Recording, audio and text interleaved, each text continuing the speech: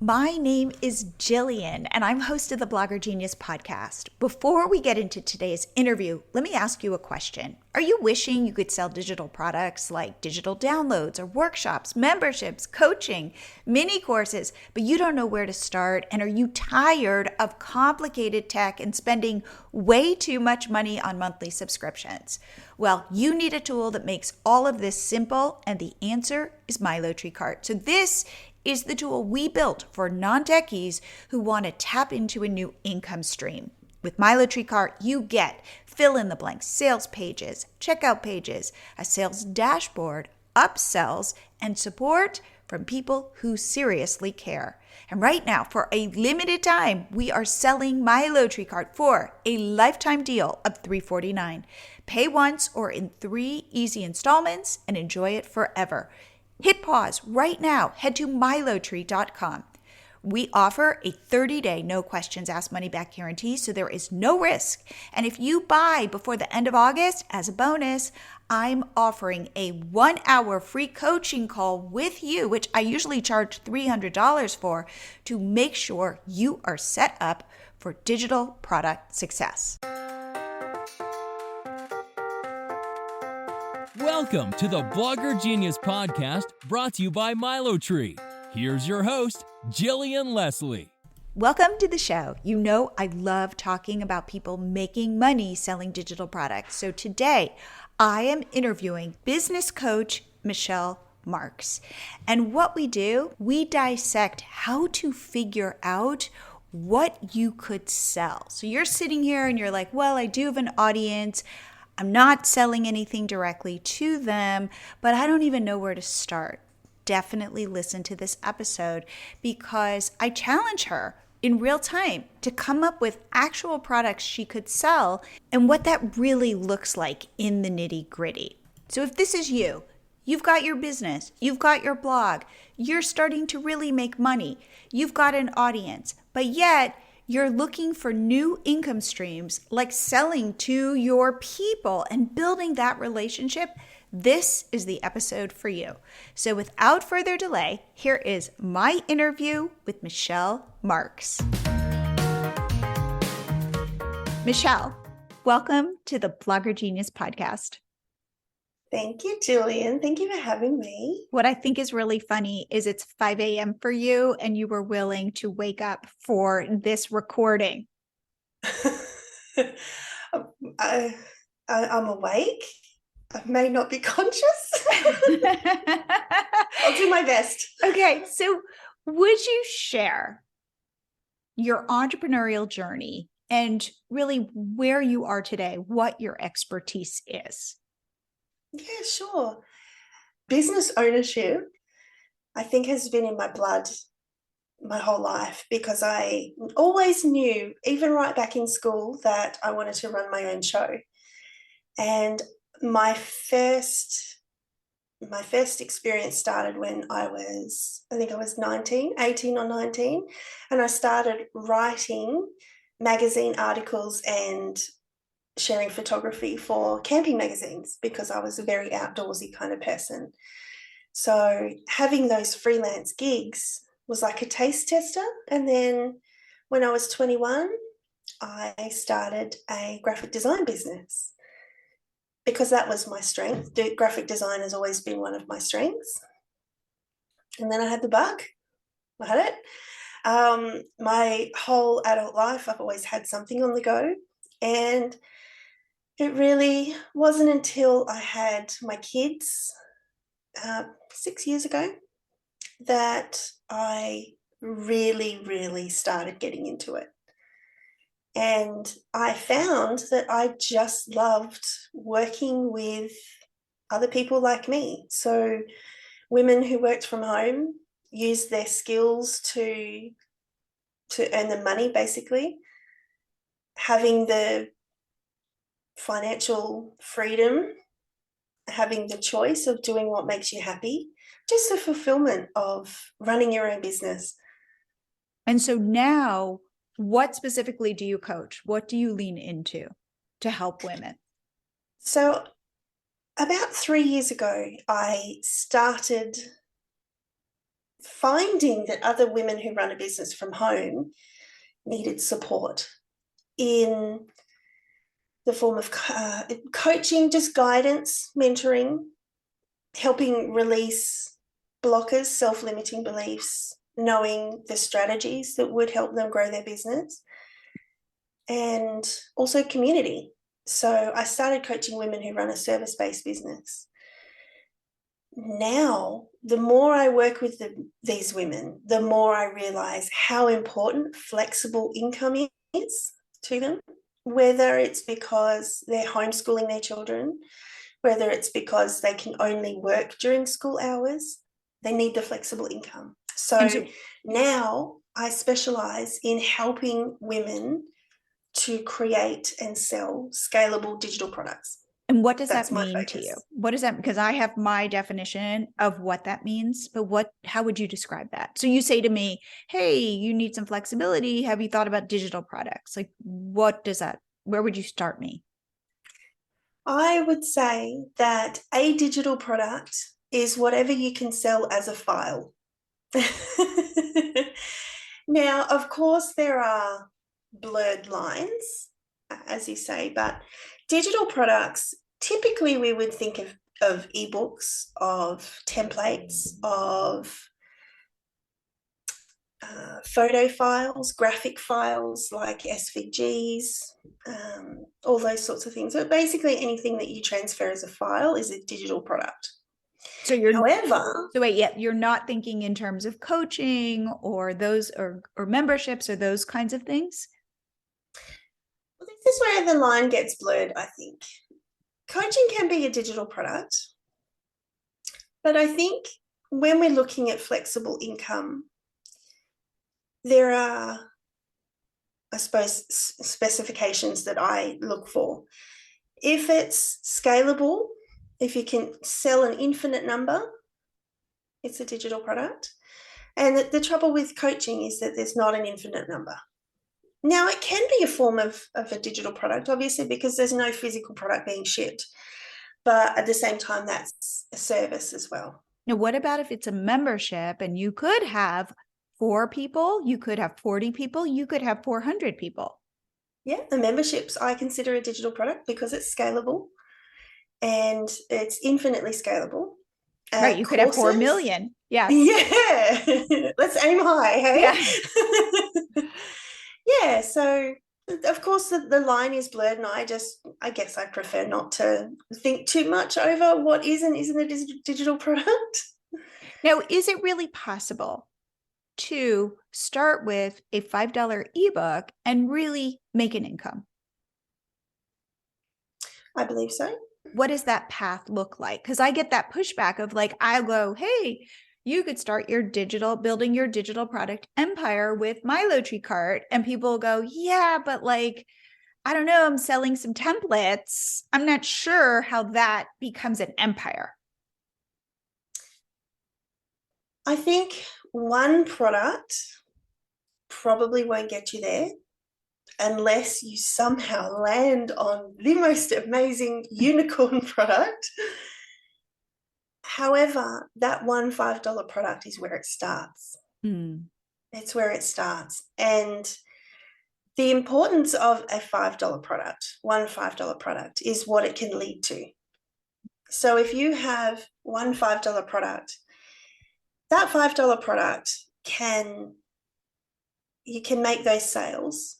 But we know that if somebody is willing to spend a small amount of money with you, they have the certainty and the trust that compels them to want to spend more with you in future. So that $5 product, you could sell lots of those as part of a marketing funnel if you use that as a strategy. So it could be an introductory product that leads on to coaching, strategy, membership, courses. So start with that $5 product, and that can lead to more $5 products, which helps you build momentum and builds your business from there. I like that. I think of it as a ladder and that you in the way that I think about it is I want people to link them together. Hey, if you like this, guess what? How about this? Because if you get a customer, that's really valuable. Somebody who's willing to pay you and if you deliver, you got to deliver. But if they can trust you, like I think about it this way, like you find somebody like a dentist, I like my dentist. So like, I don't need to shop around for a new like he fills that slot. He's my dentist. And I bet you I'll Yes. be with him for 20 years. And it's like, if let's say I've got parenting issues, if you could fill my slot of helping me with my relationship, say with my kid or whatever it is, you fill that slot. And then I'm not going to be looking for somebody else as long as you deliver. Yes. Exactly. And so how then do you talk to people about being that person, like my dentist, who like, so I'm satisfied. And how do you think about then selling to people who are, say, looking for a dentist? The key is to know your audience so deeply that they feel like you get them and that you can deliver exactly what it is they need. So thinking about you, Gillian, with your dentist, there's probably ways that dentist is understanding you and meeting your needs. It's like they're gentle, they understand, they're not judgmental about the state of your teeth. Yeah. I'm not saying you have bad teeth, no. but that's something we worry about going to the dentist. You want to know why he sold me? Mm-hmm. Because I'd read this article about dentistry, that a lot of dentistry you don't necessarily need, but you don't know that. And it makes them a lot of money. And I feel like there was some situation where he could have upsold me on something. I know it was like I needed a sealant, and I thought my sealant was gone. And he could have easily been like, yeah, we should reseal your teeth. And he said, no, your sealants are fine. And by doing that, I trusted him. And so it's like those little moments where I'm like, I trust you. I love that. And so how do you say you build that with your customers? There's a quote that I love, and I apologize, I can't think of his name off the top of my head, but the quote has always resonated with me. If you can articulate someone's problem better than they can, they automatically and subconsciously credit you with having a solution. Ooh, break that down.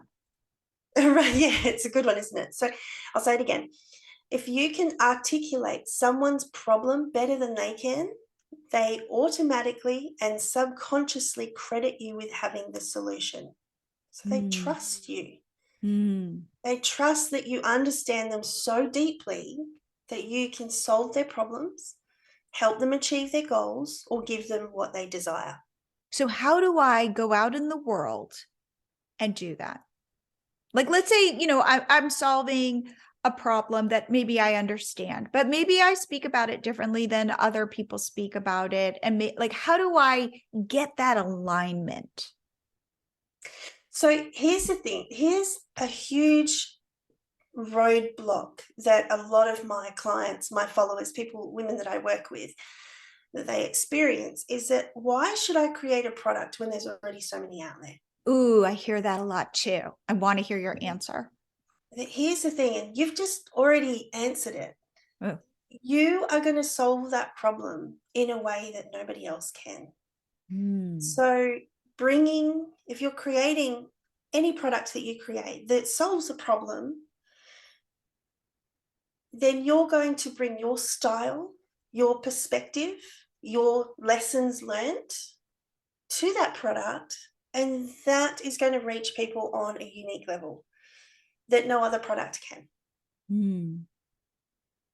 So how about, okay, so let's say I'm a blogger, and I go, you know what? I'm ready. I want to start selling digital products. Will you walk me through how I should think about it, what kind of product I should create, and then how I would go about finding my initial customers. Sure. So if you're writing a blog, chances are you already have a target audience in mind, the people who read your blog. There's 3 things I want you to delve into when trying to figure out what products to create for them. One of them is thinking about what their goals are. What are they working towards? Now, these don't have to be huge goals. They don't have to be huge goals. They can just be small, mini objectives, things that they are working on week to week. If you understand their goals, you understand how you can help them reach those goals. If they have a problem that they are trying to overcome, they want to get through because it's preventing them from reaching their goals, you can create a digital product that helps them overcome that problem. You can also look at what they crave, what they desire, what they want, which this one's a tricky one. It's typically emotion-led, like, I just want to feel part of something. I just want this process to be easy. That'll be a desire for you, Jillian, with MiloTreeCart. I just want it to be easy. Why can't it be easy? You know, those things are desires that people crave. And if your digital product can help give them that, you're onto a winner.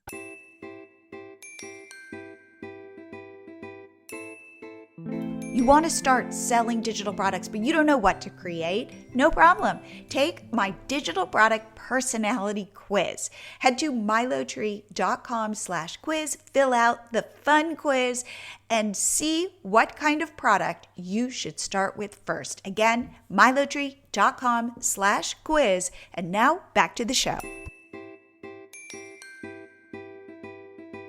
Okay, well, let's start. Wait, okay, so I'm looking at you right now, but I'm noticing in your background that you have 1, 2, 3, 4, 5, 6 plants, and they all look crazy healthy.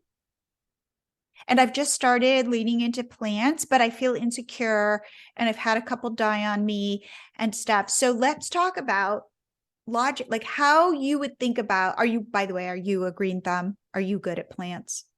Indoor plants, yes. Okay. Outdoor plants, no. Okay, but like your indoor plants, they look really good. Thank So you. talk through. I'm a person who wants to be a plant person. I have a couple plants in my house and they make me happy, but I feel insecure and I don't really know how to take care of plants. And you're a plant doctor, what would you go, here's a product I could sell Jillian. This is what I would create and this is how I would position it for her. Okay. So I know that you would love to have an office or a home full of lush, green, beautiful, thriving plants. There's your goal. Yes. Perhaps you've tried to grow them in the past and they just haven't thrived, so you're embarrassed by them. There's your problem. Mm-hmm. And insecure, like one plant's working, but another plant's not working. And I don't know why. And I kind of feel like I don't want to jinx the plant that's grown. Like I just don't feel confident in my plant abilities. I'm a bad plant mom.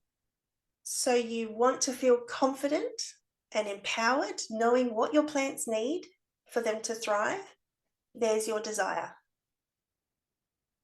So I've got your goal, your problem, your desire. And the best digital products are going to nail all 3 where possible. Do you recommend I start with an ebook, a checklist, a worksheet, how do you decide?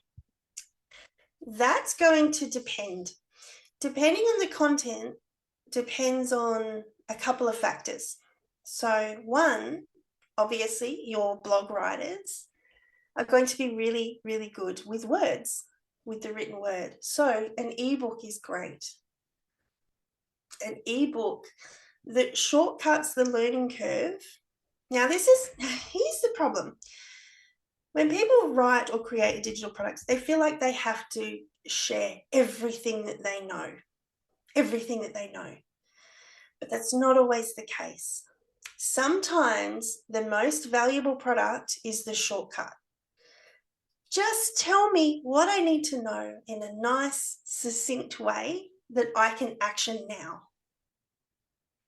So if I was to give to you, Gillian, here are my top 10 tips for thriving indoor plants.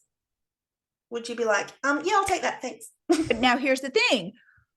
As people who create, this is a pushback I get from people creating digital products. They go, A, that information already on the internet, and B, it's a checklist or whatever. I can't really charge money for that. It needs like that. Somehow I find when I'm talking to people who are selling digital products or wanting to sell, they kind of they think it has to be like a 100-page book in order to sell it, which is what you were just addressing. But how do you get past that? What is the difference between, oh, this would be a good opt-in, this would be a good digital product, and they might look very similar? Yeah. Okay. Have you ever in your life Googled for a business plan template? Yes. Have you got it for free? I don't remember. Yeah, I downloaded some. They weren't great, but probably. Did you know one of my top sellers is a business plan template? I love that. I love that. The reason, now there are millions of business plan templates. So here in Australia, we have our governing body, which is for business, is the Department of Business. They have business plan templates available. And you would trust that. Like the government, they're not going to steer us wrong, right? Or you can just Google anywhere business plan templates and you can get them all for free. So why is it that my business plan template sells when people could get it for free? How much do you sell it for? I think it's $15. And Australian. what do I get? You get a Microsoft Word template with prompts that you complete. And I also have a workshop with that, not a workshop, a tutorial where I guide you with how to fill something out. Like a video tutorial? Mm-hmm. Okay. Yep. Okay. Yep. So now tell me then why yours is selling and why, if there's a free version, why will people step up and pay $15 for yours? My audience at the time when I was selling that product were women who run a service-based business from home. So if you can imagine a business plan that was designed for corporations or big companies, commerce businesses, retails, restaurants, that wouldn't apply to the people that I'm working with.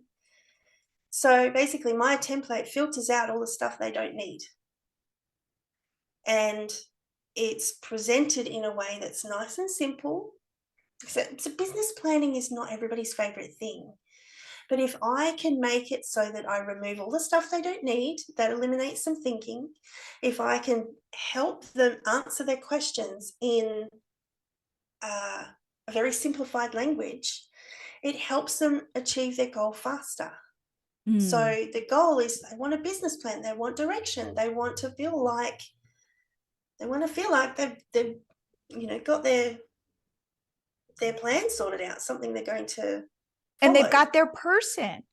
They've got their person in you who understands it. So so back to the plants. So you're selling me. So what are you selling me? A checklist? What was it again that we're? Yeah, a checklist guide that helps you understand what you need to do to keep your plants thriving. And how are you personalizing it for me?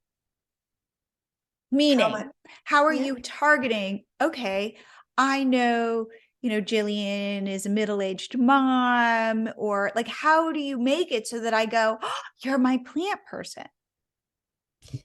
One way is, as I mentioned, is deeply understanding what you struggle with, where you are in your plant journey. Another way is my own style.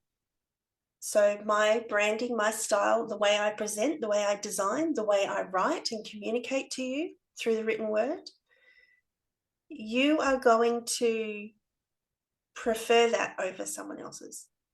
Okay, so if you go into the grocery store and you're buying milk, okay, how many different brands of milk are there?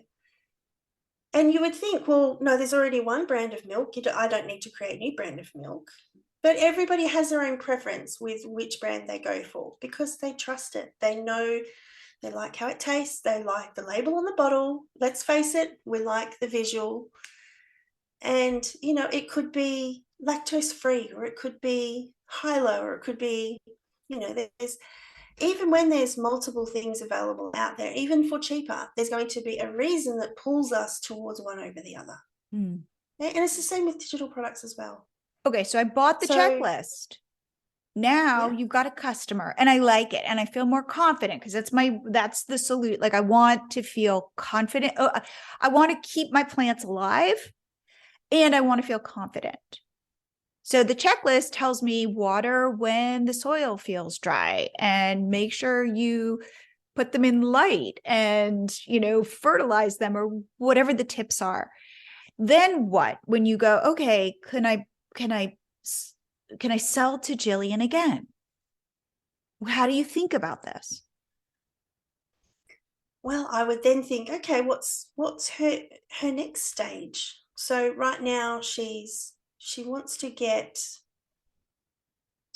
have an office or a home full of luscious plants. And she's never had any luck before, but now she's been able to get a couple of plants, follow my checklist, and it's working. There's something she's doing is working. But now what's the next problem? She wants to get more plants. But there's still probably just a little bit of doubt in her mind that maybe this is just a fluke. Maybe it's just working for these plants. If I get more, are they going to fail? Are they not going to thrive?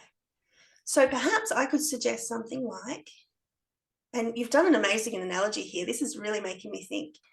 Perhaps I can create a list of easy to care for plants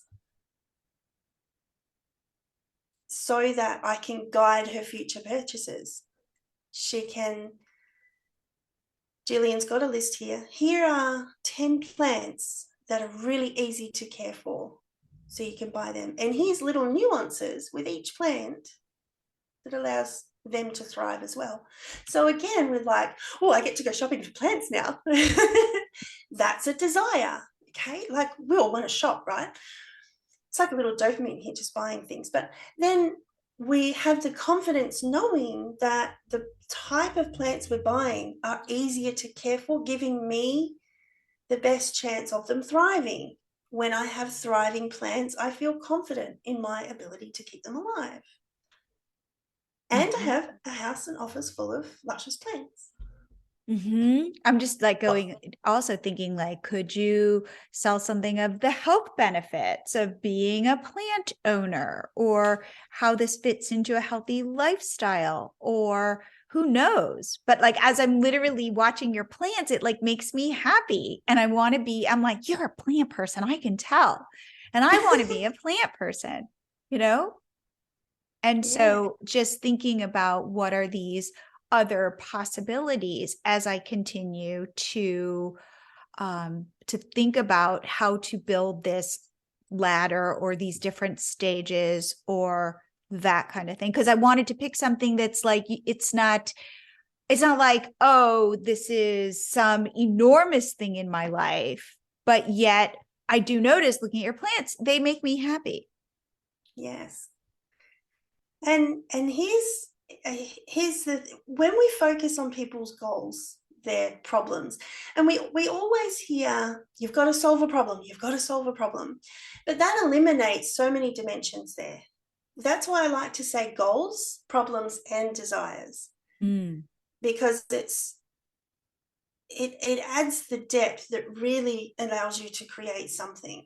Because you can eliminate somebody's problem, but it's not the full solution.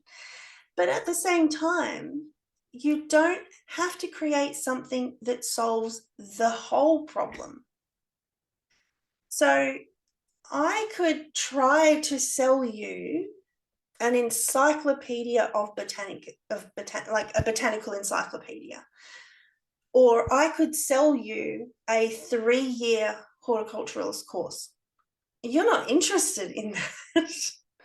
You don't need to learn the whole solution in order to have thriving, healthy plants, just the shortcuts. So I like to call them stepping stones that help you get closer. And often those stepping stones are more valuable because they help somebody where they are right now. Mm. Mm.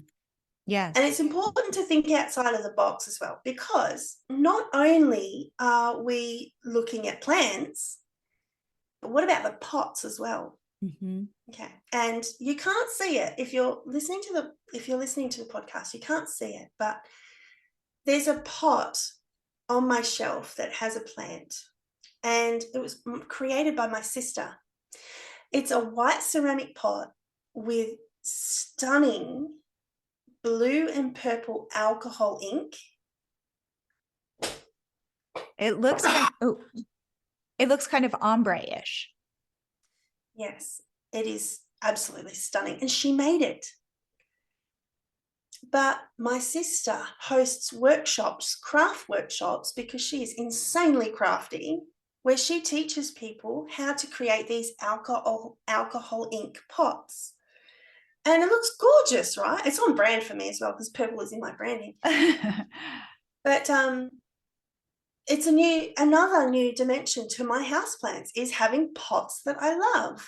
So there's another digital product. Here, create your own pot, personalize your own pot. If you're a crafty person, like, okay, so the ideas are going now.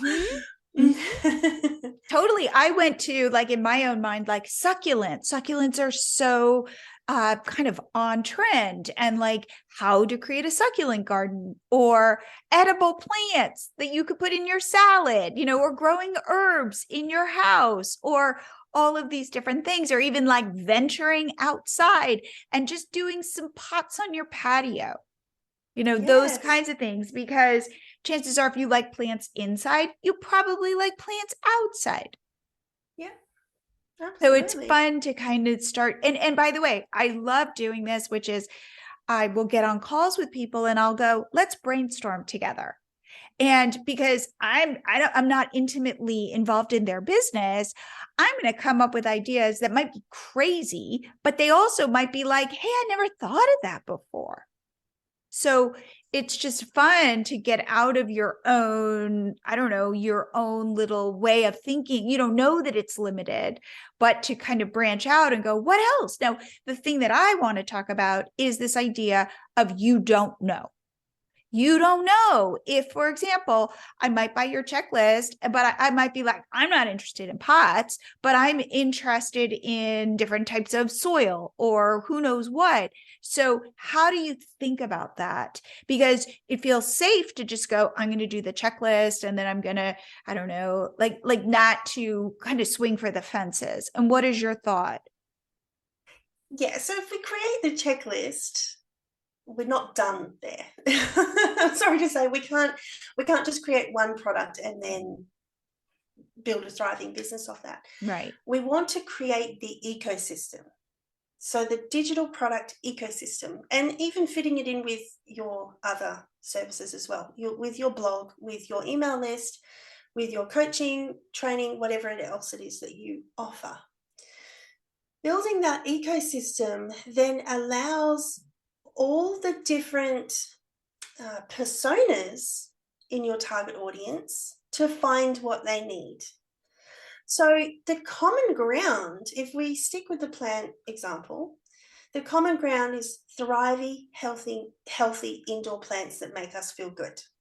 So that is our target audience. But within that target audience, there's going to be people who want to do the veggie garden as well. There's going to be crafty people who want to personalize their pots. There's going to be the pet owners that want to make sure that they haven't got poisonous plants.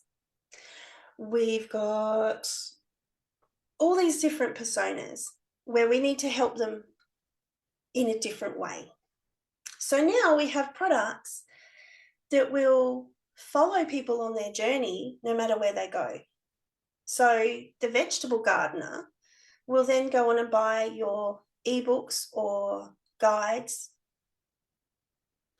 that help them with their veggie garden. The checklist to make sure that you're not having poisonous plants inside your house. Like, I don't have pets at the moment, but I'm pretty sure that a couple of my plants are toxic to cats. So if I had cats, I wouldn't want them in there. But now what if though, okay, what if I create a product, like let's say, like nobody's interested, nobody buys certain products. How do I think about that? Do I change them? Do I pull them? Do I still offer them? How do I deal with my sad feelings? How do I think about this? Because not everything I sell is going to do well.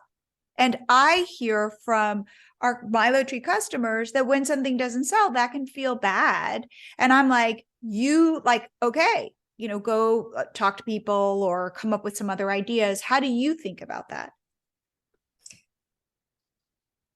It's hard. It's definitely hard. The feeling of rejection is not amazing, but it's a mindset thing where we need to understand that feeling rejected is probably our mind's way of saying, I told you so. Mm. Because when we first start out creating digital products, there's so much uncertainty because we've never done it before that our brain is automatically going to think of the worst outcome. Nobody's going to buy it. Nobody's going to want it. If someone does buy it, they're going to want a refund because they'll think it's terrible. All the bad outcomes because we've never experienced the good outcomes. So our mind just wants to keep us safe. I was just going to say, we want to protect ourselves. We want to protect ourselves. Right. Don't do that. Yeah. But then if we tentatively put it out there and nobody buys it, there's reinforcement in our mind that says, I told you so. We're better off not creating digital products because people aren't going to buy them. So it's important to work through that so that you can sell with ease, because the thing is, the digital products that you create are only going to do as well as your marketing. And here's the thing. Now, I don't want to scare you with that because marketing can be a scary word for some people, but it's just about telling the people that those products are created for, telling them about it. Just by telling them about it in a way that feels good for you. So if you're a real if you're like a salesy person who thrives on trying to get that next sale, then you'll be fine.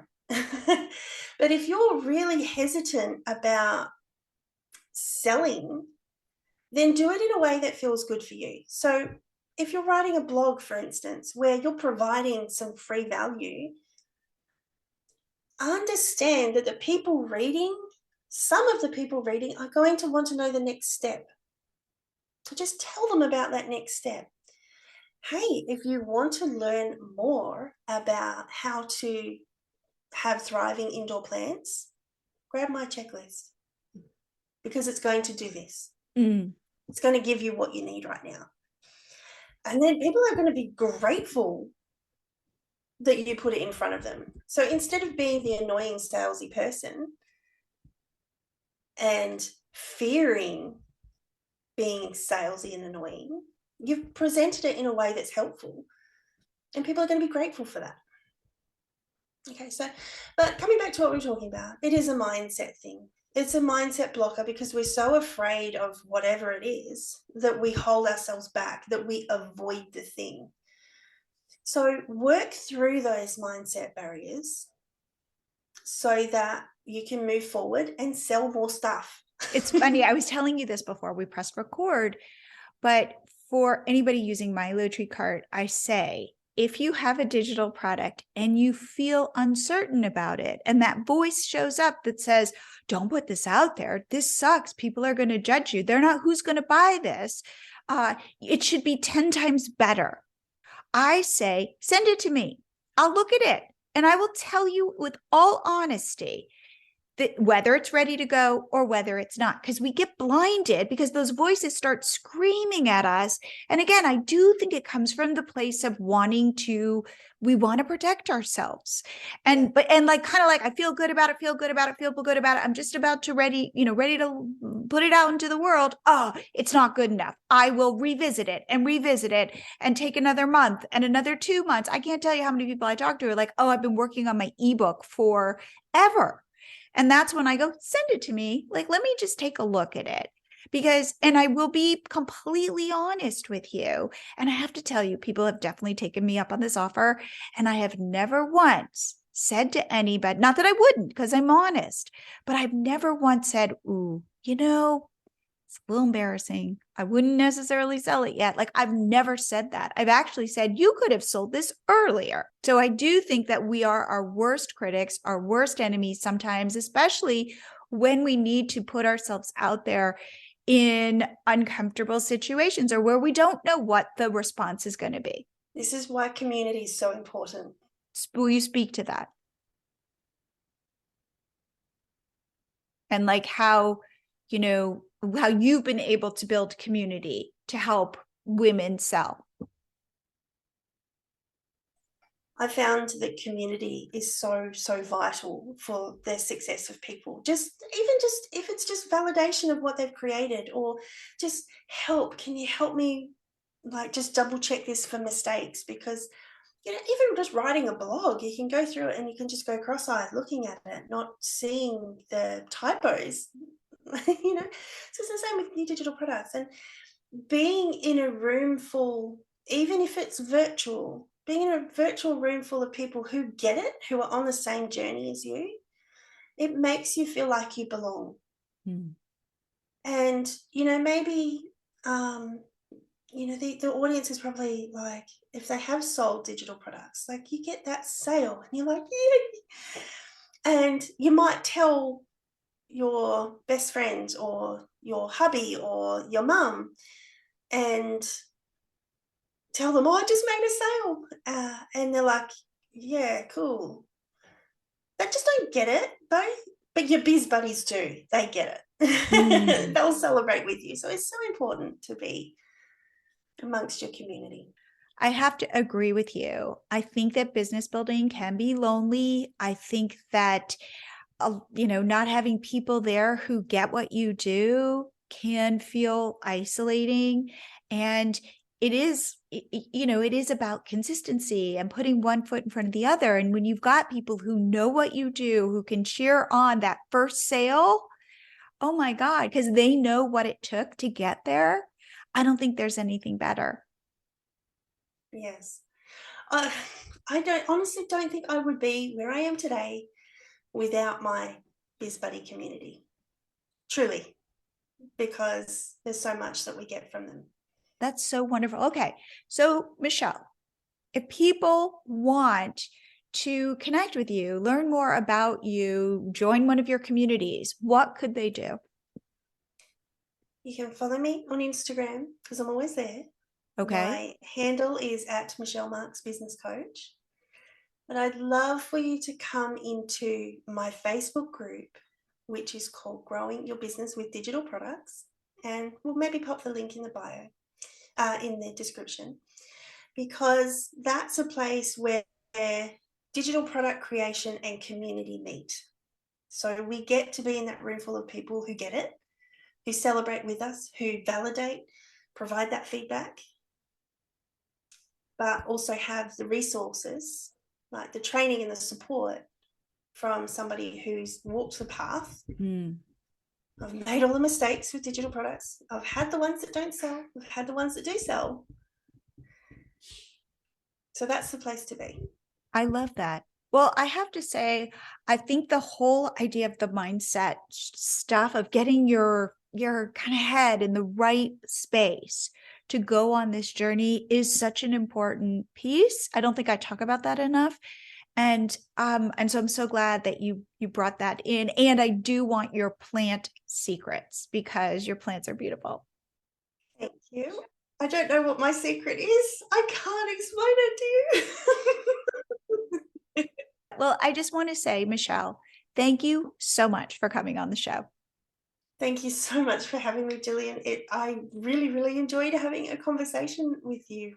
I hope you guys like this episode. What I really liked about it was I was able to put Michelle on the spot and have her come up with an entire suite of digital products to sell.